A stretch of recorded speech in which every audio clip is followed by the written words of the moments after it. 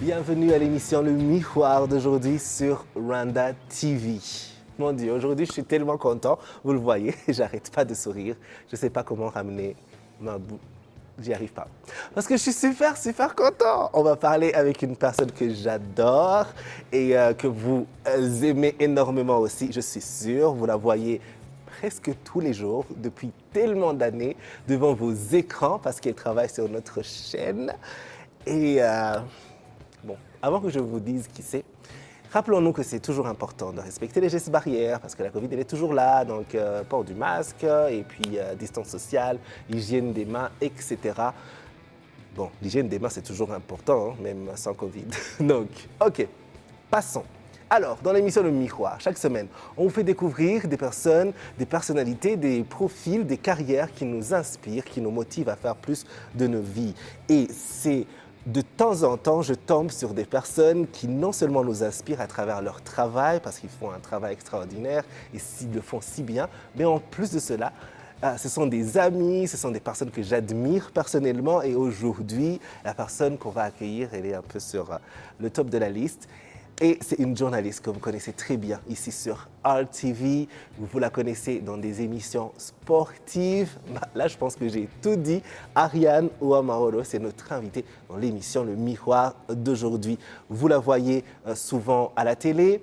Aujourd'hui, on va entrer un peu plus en profondeur, savoir comment est-ce qu'elle a commencé, où elle en est avec sa carrière, qu'est-ce qu'elle a fait pour arriver là où elle en est, également ses préférences personnelles et aussi la mettre face au miroir, comme vous le savez. Avant, qui est Ariane Uwamahoro, notre invitée du jour?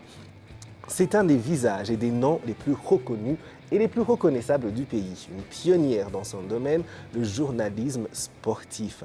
Ariane Uwamahoro est une grande passionnée de sport dès son plus jeune âge. Elle grandit tout près du stade de Nyamirambo et joue donc au football énormément. Au moment de choisir une carrière, elle se dirige vers les médias et débute en faisant un stage à la radio Maria en 2009, puis travaille à la radio Huguka avant de rejoindre l'équipe sportive de la radio, puis de la télévision nationale du Rwanda, où vous la suivez régulièrement depuis déjà plusieurs années. Elle a également travaillé comme correspondante de chaînes internationales comme TV5 lors de grands rassemblements sportifs au Rwanda, comme le Tour du Rwanda. Aujourd'hui, Ariane s'arrête sur notre plateau pour nous parler de sa carrière et bien sûr se mettre face au miroir. Ne bougez pas, ce sera juste après cette petite pause.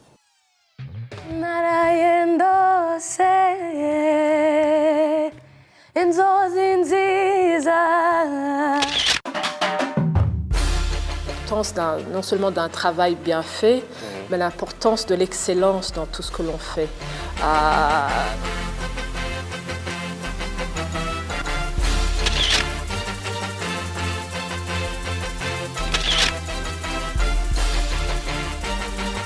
Yeah, ibitambo natanze imipango napanze byose ni byawe kuko kuko nasanze ntawusa nkawe overdose.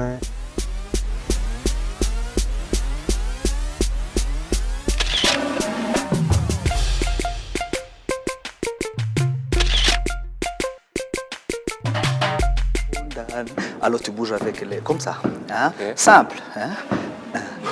Si elle est bonne.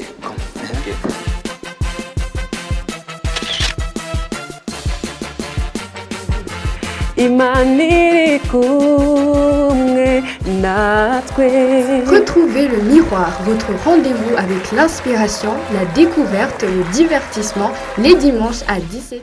Ariane est avec nous sur le plateau. Je sens le public, les gens à la maison, tout ça. Tu fais des illusions. Je te jure, je suis tellement contente de faire cette émission avec toi parce que tu es...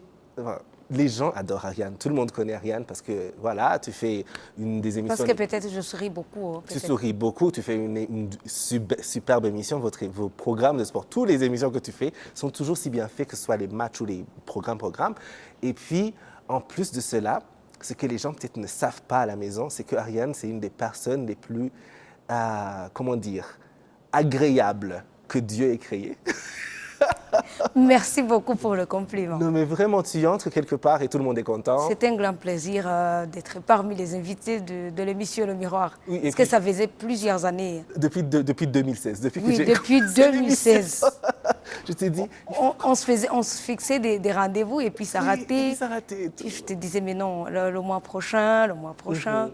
On rapportait jusqu'en 2022. Jusqu'à- Peut-être que c'était vraiment le vrai rendez-vous. Quoi. Le bon moment. Oui. Oui, absolument. Et je suis tellement content. Avant qu'on commence à parler de ta carrière, je dois absolument dire ça, parce que, comme on dit, il faut donner les fleurs aux gens pendant qu'ils sont encore là et qu'ils sont devant les gens. C'est que Ariane, c'est une des personnes qui ont été les plus accueillantes quand j'ai commencé ici, les plus encourageantes et tout ça, et qui m'a appris beaucoup de choses, même là-bas, là-haut, dans le control rooms. On fait ça, on fait ceci, et puis tu regardais les émissions, tu faisais des commentaires dès le départ. Et voilà, merci beaucoup, je voulais le dire. Oh, ça me fait plaisir. Oui, alors, Ariane, bon, tout d'abord, félicitations, parce que voilà, Merci beaucoup. le mariage et tout ça.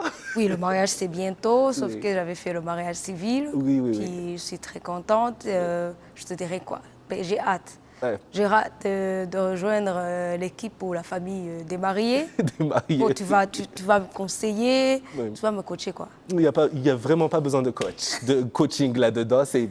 C'est juste quelque chose de magnifique. Merci beaucoup. Et félicitations à l'avance. Et puis, alors, je faisais des recherches pour préparer cette interview. Et puis, j'ai vu que depuis ton enfance, tu étais une enfant qui parlait, qui aimait raconter les histoires et tout ça, et que même ton entourage te disait, tu devrais être dans les médias plus tard. Est-ce que c'est vrai? Est-ce que tu peux un peu nous raconter ce que tu te souviens de ce moment-là, de ton enfance où tu... En fait, je te dirais quoi? C'est un peu bizarre, mais c'est vrai. C'est vrai vraiment à 100%. Même quand mon entourage, mes parents, mes frères et sœurs, quand ils ont vu que j'ai choisi en fait, le métier du journalisme, donc pour eux, ils n'étaient pas étonnés. Et mes vrais amis, je dis les collègues de classe, à l'école primaire, tout le monde, de fait, me disait vraiment, tu as bien choisi. Parce que je me rappelle quand j'étais une petite fille, même dans la famille, les membres de famille, quand ils voulaient juste venir à la maison, tu sais que la plupart des familles ici au Rwanda, ils ont des gens qui vivent au village. Quand ils voulaient juste nous rendre visite, ils demandaient toujours à maman ou à papa par téléphone, est-ce qu'Ariane est à la maison? Sauf que je n'étais pas Ariane, l'Ariane. Oui. Parce que mon surnom était fille, donc une C'est fille vrai? quoi. Oh. Ils demandaient à chaque fois est-ce que fille est à la maison, parce que quand ils venaient à la maison, en fait, je les accueillais agréablement, comme d'habitude, puis je les racontais des histoires.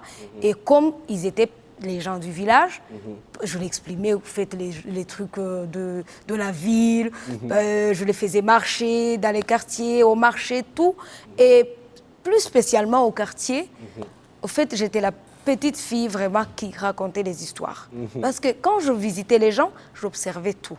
Ouais. Quand j'étais par exemple chez les gens, une famille voisine, j'observais sans parler. Mais au retour à la maison, je disais tout. Tout ce que j'ai vu, ils ont une télé, et on a mangé ça, on a bu ça, tout. En fait, j'étais quand même une fille. Je ne sais pas comment te l'expliquer, David, mais ce que je me souviens, c'est que même les émissions de la radio ou la télé, c'est moi qui les racontais après. Wow. Par exemple, si on suivait quelque chose à la radio, le théâtre, au fait, je répétais ce que j'avais entendu. Et puis, je jouais. Hein. Wow. Oui, c'était comme du sketch. Je jouais, il y avait une femme qui faisait ça, un homme qui voulait juste l'agresser, tout ça. Mais en fait, c'était ça, Ariane. Wow. Mais quand je n'étais pas à la maison, par exemple, si je faisais des vacances, si je prenais des vacances pour aller soit peut-être chez mes tantes ou mes oncles, tu voyais, tu observais au fait qu'à la maison, il y a quelque chose qui a changé. Ouais, c'est trop Et calme. même les voisins, ils disaient, mais non, Elle est peut-être qu'Ariane n'est pas à la maison. Oui, je comprends. En fait, c'était ça, wow. l'Ariane de l'enfance. Oui, de l'enfance. Waouh! Et c'est normal donc que tu fasses si bien ton métier maintenant, parce que tu as commencé à faire des reportages bien avant. Et alors finalement, tu entres dans ce métier de journalisme. Comment est-ce que ça s'est passé, cette entrée, ce début, cette rencontre avec cette carrière et surtout le journalisme sportif? Je disais que cet instant où, en fait, ça coulait dans mes veines quand même. Sauf que je ne le savais pas. Oui. Donc, je n'avais pas découvert que j'aime ça. J'aimais raconter des histoires, comme tu le dis. Je suivais la radio, je suivais la télé, puis je faisais ce que les journalistes faisaient. Mais moi, je croyais que c'était vraiment l'enfance ou les blagues. Mais quand j'ai commencé l'école secondaire, tronc commun, parce que tu sais, ici au Rwanda, il y a les 3 ans du tronc commun, puis cycle supérieur. Pour le cycle inférieur, j'étais à l'école secondaire scientifique islamique. On a l'habitude d'appeler ESI. Et j'ai eu la chance donc d'avoir un professeur que j'aimais beaucoup. C'était Kassim Youssouf. Non. Au fait, ce que je veux te dire, c'est vraiment Kassim Youssouf quelque qui chose travaille qui ici. est spécial. Au fait, j'aimais suivre, donc je suivais régulièrement l'émission Samedi Détente. Oui. Ça se passait en français. Oui. Je ne comprenais pas tout, mais quand même, quand je suivais, dans ce temps, je voyais, non, il parle bien français. C'était un journaliste que je voulais juste rencontrer. Et du coup, quand j'ai commencé ma première année secondaire, il était le professeur de français. Et quand je l'ai vu, j'ai dit, waouh. Là, donc j'ai craqué. Puis, j'aimais souvent parler avec lui, en français, pour le provoquer. Et puis, vu que j'étais vraiment une fille qui bavardait trop, en fait, il me conseillait et puis il aimait la façon dont je l'approchais. Donc, à partir de ces discussions, de la conversation, donc j'ai commencé quand même à m'intéresser au journalisme. Sauf que dans ce temps, j'ai commencé même à participer à écrire des articles, des petits articles du journal de l'école qui s'appelait WhatsApp.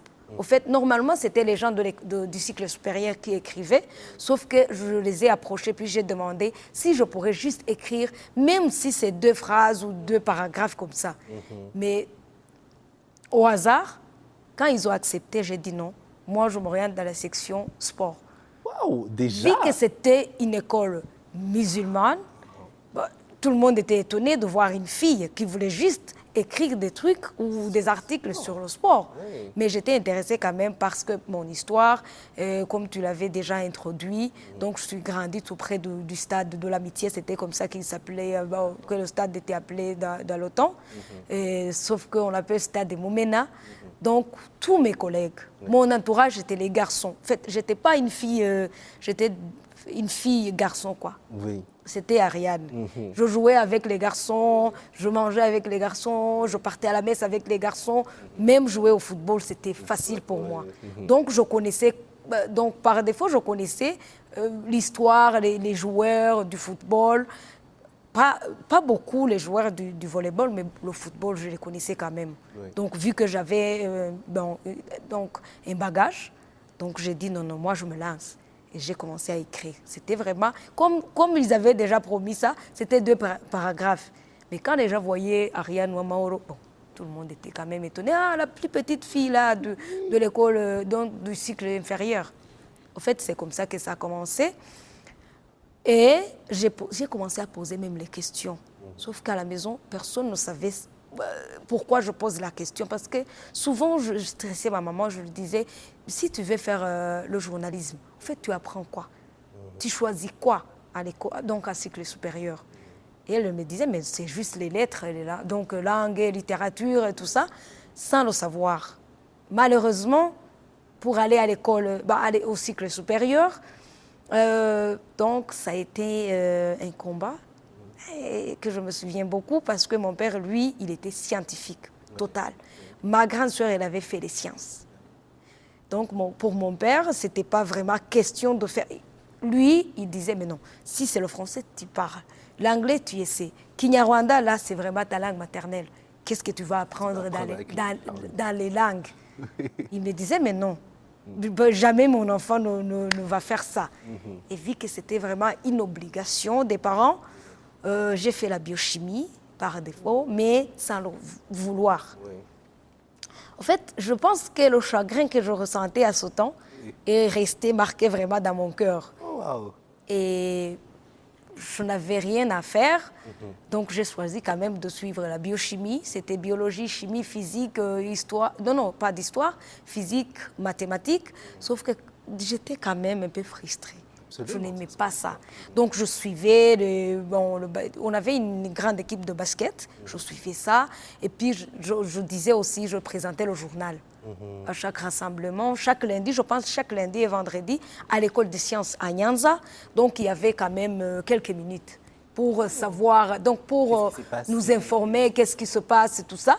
Mais ce que les gens ont constaté après, ou remarqué après, c'est que dans les 10 minutes que j'avais, je présentais, je disais le journal, le tel ministre est allé là-bas, le président a fait ça, tout ça. Mais ça, je le résumais dans 2 minutes. Et les 8 minutes qui restaient, David, c'était juste les championnats. Championnat de l'Angleterre, championnat de la France et tout ça. C'était juste le sport. Wow. Mais ils ont constaté ça après. Donc, 2 ans après, que vraiment le sport était ma passion. Il met le sport en avant. Après mes études secondaires, après le cycle supérieur. Sans te couper, avant que tu nous parles de après, juste ça me rappelle que quand j'étais au secondaire, les dernières années du secondaire, il y avait on ne présentait pas le journal, mais on faisait une brève de l'actualité et on écrivait avec un marqueur sur un grand tableau à l'entrée du lycée où j'étais. Et on m'a chargé d'écrire chaque matin le côté en français. Il y avait un collègue qui écrivait dans une autre langue et ça me rappelle ça. En fait, et je dis, moi, Dieu, ça commence de loin, quoi. Ce qui est le contraire, c'est que moi, c'était comme une punition. Vu que je bavardais trop Tu parles en tellement, classe. va parler devant tout le monde. Oui, et devant tout le monde. Pour moi, c'était vraiment waouh, c'était top. Et donc plus tard, Plus tard, je termine mes études secondaires, puis je dis non, là je vais faire le journalisme. Je commence à penser. Je demande à ma soeur, elle qui terminait l'Université nationale du Rwanda, elle me dit mais non. Elle avait accepté de payer les frais de scolarité à l'université, sauf que c'était moi, c'était à ma charge de chercher ou de trouver la place. Un jour, je me souviens, je suis allée à Boutaré. J'ai décidé d'aller à Boutaré pour voir quelles sont les conditions pour être admise à l'école de journalisme. Mais quand je me suis présentée, tout le monde riait, me disait mais non. Normalement, l'école de journalisme reçoit donc un nombre, je disais, 15 étudiants, je pense, entre 15 et 20 ou 30, maximum 30. Et parmi, très sélectif. Oui, c'était tellement sélectif. Et parmi les gens qui étaient sélectionnés, en fait, ils passaient même des examens. C'était les gens qui avaient fait les littératures, les langues modernes, mais pas quand même une personne qui a fait les sciences. Ils m'ont dit, en plus, ils me disaient, tu n'as pas eu la bourse de l'université nationale. Même si tu vas payer tes droits de scolarité, mais quand même, tu n'as même pas fait les langues. Là, vraiment, tu ne peux pas être sélectionné. Donc, là, c'était vraiment le choc. J'ai pris le bus, Boutaré, Kigali.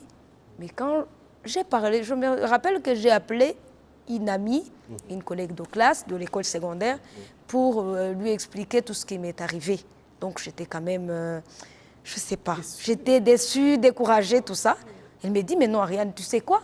Il y a une université privée, mais qui a le journalisme. Je dis non. Est-ce que vraiment c'est vrai ou c'est pas vrai? Elle me dit, mais c'est vrai.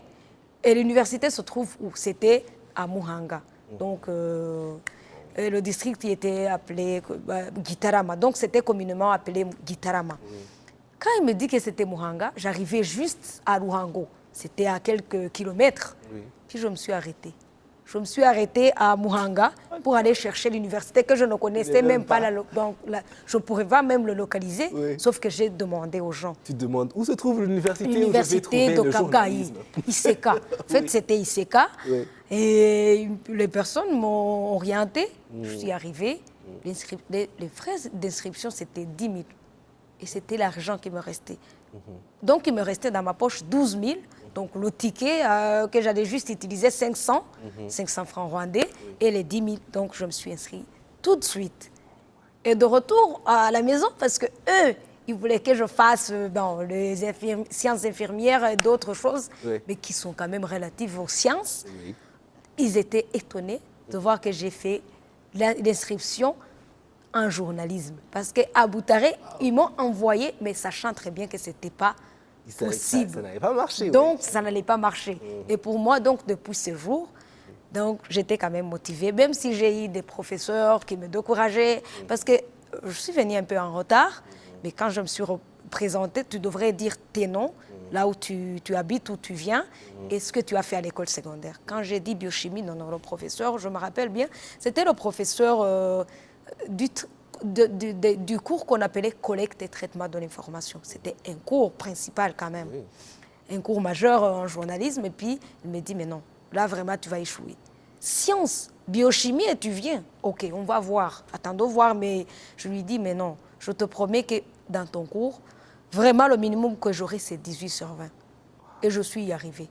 Le premier jour, quand j'ai eu 19 sur 20, c'était pour lui, il a dit non. Est-ce que c'est elle ou c'est pas elle? Il me posait la question. C'est toi, Ariane ou Amaholo? Je dis oui, c'est moi. Il regardait les points qui étaient marqués et mes noms. Et j'ai commencé comme ça. Oui. Et par chance, en 2009, comme tu l'avais dit, j'ai commencé le stage, donc le stage de volontariat à la Radio Maria Rwanda. C'était pas vraiment très bien, sauf que je voulais juste quand même avoir un endroit où je peux quand même exercer le métier, quoi, ou commencer. Par chance, après, un an plus tard, en 2010, c'était vers 2010, avant juste 2010, la radio Ruguka a commencé à travailler, donc a commencé. Et je suis allée, je me suis présentée, on nous a donné un examen et j'ai passé l'examen vraiment parmi les 3 premiers. On nous a pris. Je me rappelle que j'étais avec Kyubahiro Bonaventure, il a été mon CP aussi. Wow. Oui, en première année à l'Université catholique de Cap-Gaï, c'était comme ça, sauf que pour l'instant, c'est l'Institut catholique de Cap-Gaï. Oui, Bonaventure Kyobahiro, c'était un collègue de classe. Il a été même mon chef de promotion. T'imagines. Et on était allés, on était 3, je pense. Moi, Kyobahiro et un autre collègue qui s'appelait Honoré. On nous a choisis, on nous a sélectionnés parce qu'on avait réussi les examens. Donc, depuis ce jour, depuis Radio Ruguka, c'est là où j'ai commencé à exercer le journalisme, mais je me suis orientée 2 mois après le commencement à la radio Ruguka, donc je me suis orientée dans la section sportive. Directement vers le sport. Oui. Et bon, il y a une question que j'ai me demandé, c'est une anecdote que je trouve toujours intéressante chez les journalistes qui ont fait de la radio, surtout au début. Rapidement peut-être, parce que le temps malheureusement n'est pas de notre côté. Comment était ta première fois au micro? Est-ce que tu tremblais? Est-ce que tu n'avais pas peur? À la radio Maria? Soit à la Radio Maria? Non, en fait, à la Radio Maria. Non, à la Radio Maria, c'était. Même les gens, en fait, j'avais invité les gens. J'avais prévenu les gens que je vais parler à la radio. Mais après l'émission, tout le monde m'a dit non, non, c'était pas toi. Je tremblais, c'était pas l'Ariane qui parlait beaucoup, j'avais peur. Et puis, vu que c'était la Radio Maria Rwanda, moi, dans ma tête, je me suis fait des idées que c'était une radio où on devrait parler doucement. Comme les enfants de Marie, de la Vierge Marie. Donc, je parlais, oui, on va mettre ça, oui, j'accepte. C'était un débat, mais ce n'était pas vraiment le bon débat que j'ai fait toute ma vie, je ne sais pas, David, mais tu ne peux pas imaginer que parfois, je manquais même les mots. Parce que moi, dans ma tête, je voyais la radio Maria Rwanda, donc je ne vais pas parler trop, je ne vais pas parler vite, je ne vais pas vraiment utiliser ma vraie voix. Puis j'ai commencé à dire des choses doucement, calmement. Ce n'était pas vraiment l'Ariane que tout le monde connaissait. Et les gens disaient, qu'est-ce qui se passe? Non, et les gens m'ont dit, mais non, là, tu nous as menti, ce n'était pas toi. C'était une fille qui te ressemblait, mais pas trop. Mais pas toi. En tout cas, oui, la leçon de morale, je pense que c'est à chaque fois avec tous les journalistes qui ont commencé à la radio, c'est que si jamais vous commencez en faisant de la radio, je pense que c'est même applicable à la télé. Il faut être soi-même, peu importe où tu te retrouves. Il faut parler comme toi, il ne faut pas essayer. Parce que même moi, c'était la même chose. J'essayais de faire des voix que j'avais entendues je ne sais où. Et c'était bizarre. À la fin, c'était bizarre. Mais le moment où tu deviens toi-même, même les auditeurs et les téléspectateurs commencent à t'accepter. Alors, aujourd'hui, tu travailles depuis plusieurs années ici à la télé. Travailler à la télé, c'est être très visible. Tu es dans un domaine où tu es une pionnière, comme je l'ai dit au début, parce qu'il n'y a pas beaucoup de femmes qui font le journalisme sportif. Et ce que je dis à chaque fois, c'est qu'à chaque fois que tu es dans une place où tu es très visible, c'est qu'il y a un impact que tu as sur les gens. Et je ne sais pas si tu réalises à quel point c'est important que les jeunes filles te voient. Et elles vont se dire, je peux oser faire quelque chose, même si on me dit que c'est pour les hommes ou que je ne pourrais pas. Et qu'est-ce que ça représente pour toi aujourd'hui d'être dans cette position où tu peux aussi, je ne sais pas, inspirer les autres, même si c'est un domaine qui n'est pas nécessairement très, très féminin? Oui, ce que ça représente, je pense que c'est... Et d'ailleurs, c'est en général pour les femmes qui font les métiers qui ne sont pas quand même habitués aux femmes. Oui. Mais je pense que c'est vraiment d'une grande importance et je le prends vraiment sérieusement. Parce que je sais, une fois que quand je fais une présentation ou je fais mon émission, je sais que ça inspire plusieurs filles qui ont peur, qui sont toujours à la maison, qui sont découragées par l'entourage, par les amis, par la famille. Puis quand je le fais et puis je le sens. Je sens que ça change quelque chose. C'est quelque chose que je prends comme d'une grande valeur et puis d'une grande importance. Donc de dire aux femmes ou d'exprimer une chose un peu extraordinaire ou une chose un peu spéciale. Absolument. C'est l'émission Le Miroir qui continue sur Rwanda TV. Aujourd'hui, nous découvrons Ariane Ouamaolo. Vous la connaissez très bien parce que c'est une des journalistes, de nos plus grandes journalistes que vous voyez le plus souvent dans les programmes sport sur Rwanda TV. Comme vous le savez, avec chaque invité, on les découvre, c'est vrai, mais aussi on les met au défi. Et notre défi du jour, c'est un quiz. Mais un quiz sportif, donc c'est pas très difficile. C'est sûr. Oui. Est-ce que Bon, tu je es ne suis pas prête? si... Bon, ok, je me Excellent. sens prête. Oui, alors on va voir en image des athlètes féminines, tiens, et tu vas nous dire si tu reconnais cette personne et aussi son domaine, le domaine sportif dans lequel cet athlète se retrouve. C'est 3 questions. Si tu as 3 bonnes réponses, tu as réussi. Ah, on a déjà la première en image. Qui est cette athlète et dans quel domaine est-elle? Elle, c'est Naomi Osaka. C'est une joueuse de tennis. C'est une fille que j'aime beaucoup, Oui. qui a beaucoup travaillé pour arriver à un niveau où elle se trouve aujourd'hui.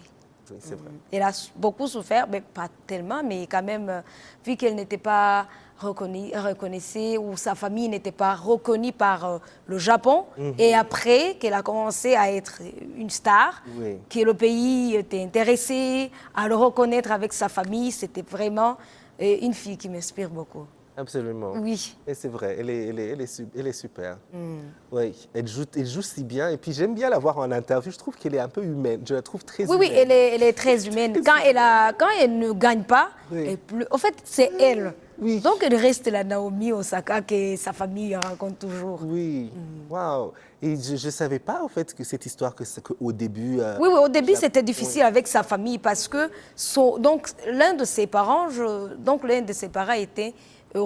était japonais et l'autre était... Donc, ils se sont rencontrés par un grand amour Oui. et ce n'était pas facile pour les Japonais de se marier avec d'autres gens. Des personnes qui viennent d'ailleurs. Vu qu'elle, elle était métisse, donc japonaise et américaine, donc c'était quand même...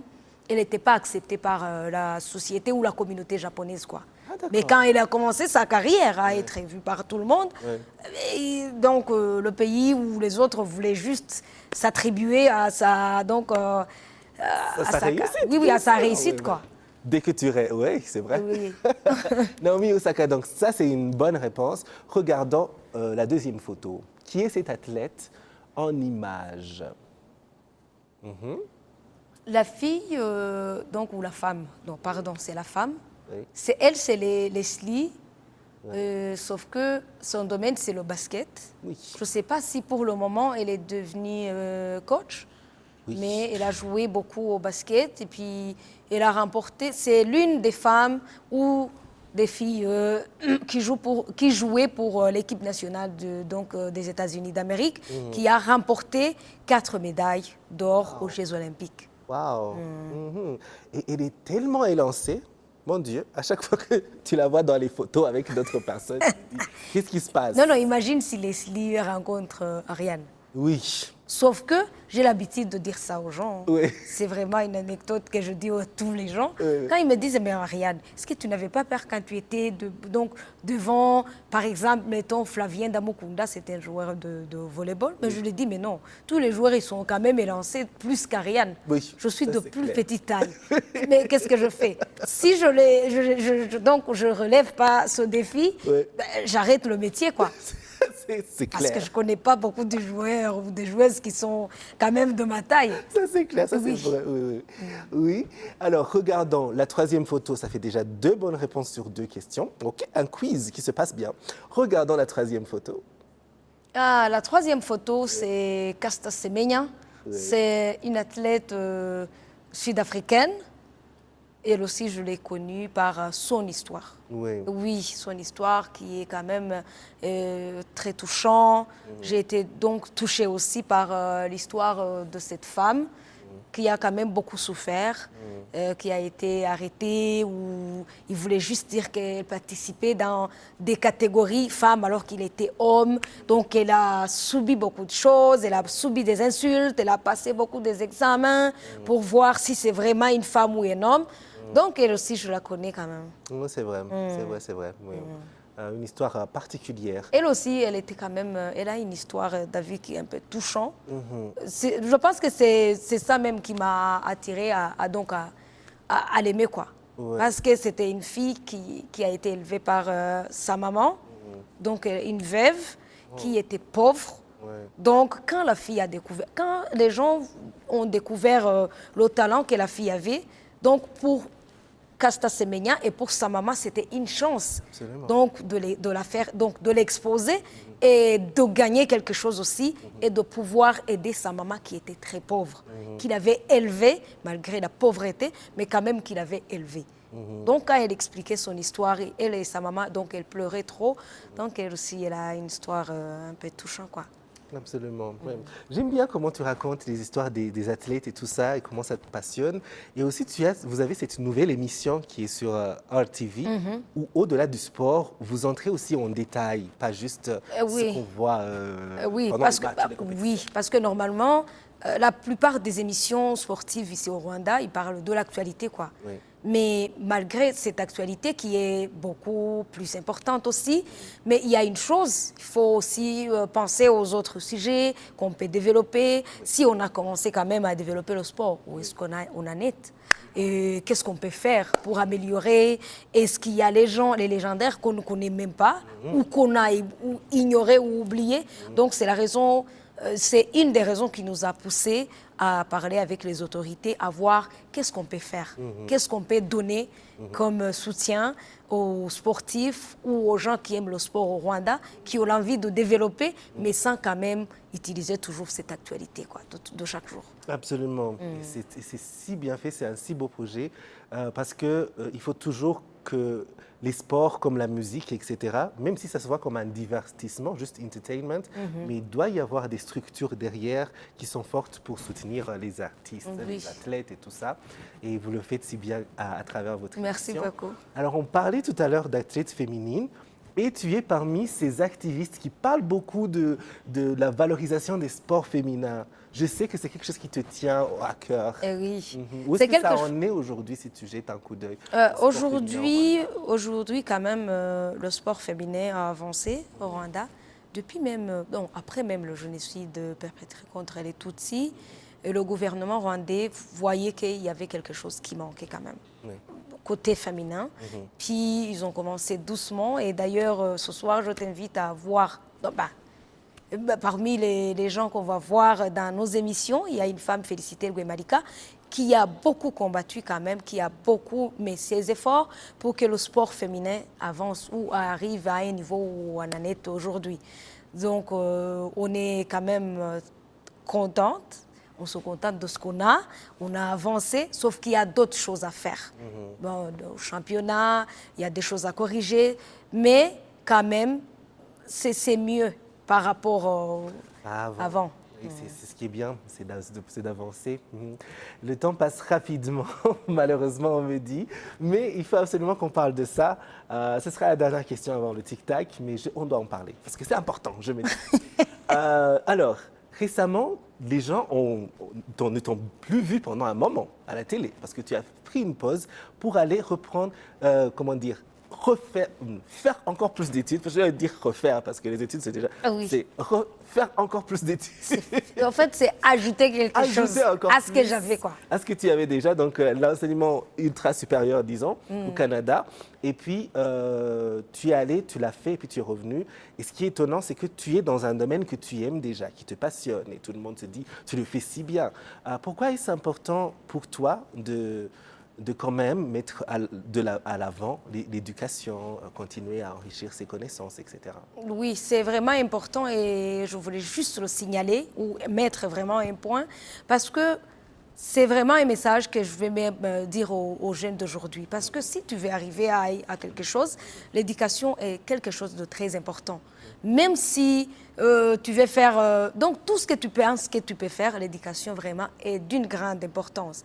Par exemple, tu l'as dit que j'ai travaillé avec les grandes chaînes comme la TV5 Monde ou la RFI avant parce que j'étais pigiste à la RFI. Oui. Mais parmi les conditions pour être admise comme correspondante, je devrais avoir une maîtrise, donc un domaine.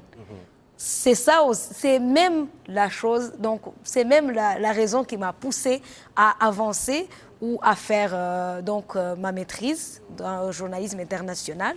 Et j'ai eu la chance d'aller à l'université Laval, c'est au Québec, province de Québec, ville de Québec.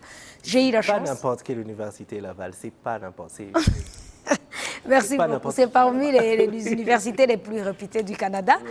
Et j'ai eu la chance de rencontrer les gens.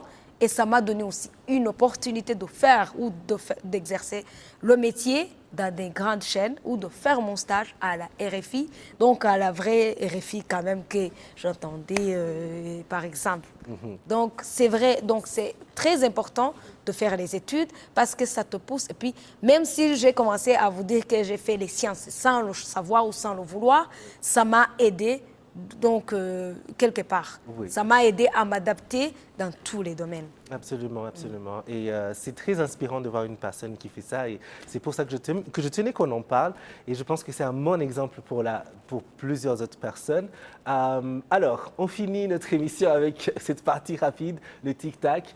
On s'éloigne un peu de la carrière d'Ariane pour en savoir un peu plus sur elle. Donc, la première réponse qui te vient à l'esprit, c'est celle-là qu'on veut. Tu es prête pour le tic-tac ?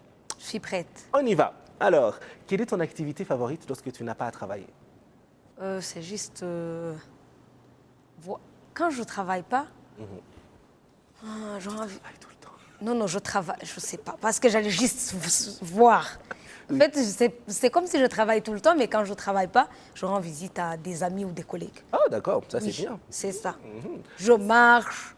Donc, normalement, on a l'habitude de dire tracer, parce qu'en Kinyarwanda, c'est un jargon qu'on utilise. David, est-ce que tu as tracé? Ça veut dire que tu as marché, tu es parti. En fait, c'est ça vraiment, c'est ça que tu aimes bien faire. Que j'aime bien faire. Ah, c'est bien. Je marche dans les quartiers de Nyamirambo, je vais en ville, j'achète des trucs. En fait, c'est ça. Oui, et est-ce que tu as un plat que tu cuisines très bien? Tu te dis, si je cuisine ça, tout le monde aime. Les bananes, avec, avec la viande, avec les poulets, quoi. Wow. Normalement, les bananes ou igitochi, comme on dit en Kinyarwanda, c'est vraiment mon repas préféré.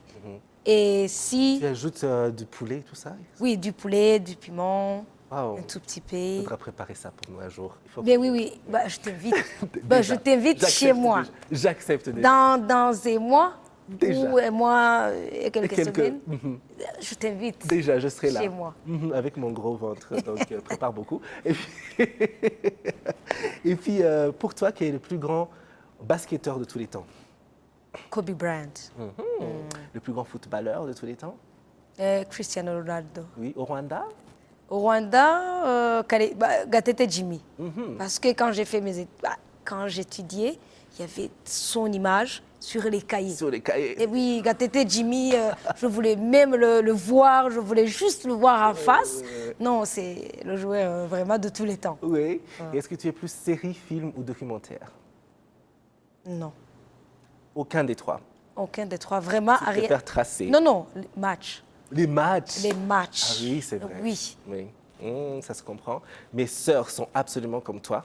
Il faut que tu les rencontres. Parce que par exemple, là où il y a des matchs, chaque soir sur le groupe WhatsApp, on ne parle que de ça et moi, je suis perdu.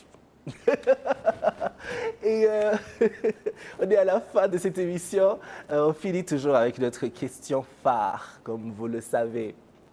Face au miroir, Ariane, qu'est-ce que tu aimes le plus sur toi, physiquement, et qu'est-ce que tu aimes le moins? Ce que j'aime le plus, Oui. c'est vraiment... je dis quoi? Je sais pas, c'est une partie de mes lèvres avec mes dents. En fait, j'aime sourire. Oui. Et vu que donc c'est cette partie ici Oui, que j'aime. absolument. Et ça transmet le bonheur. Oui. Et il y a quelque chose que tu aimes le moins? Oui, mes jambes. C'est vrai? Oui. Mais tout le monde dit que ça va avec la taille, sauf Oui. que non, moi j'aime les jambes, les grandes jambes comme ça. Ah, avec le... Oui. Mhm. Oui. D'accord. Et j'ai eu, je pense, une personne ici qui m'a dit, moi, je préférais ne pas en avoir.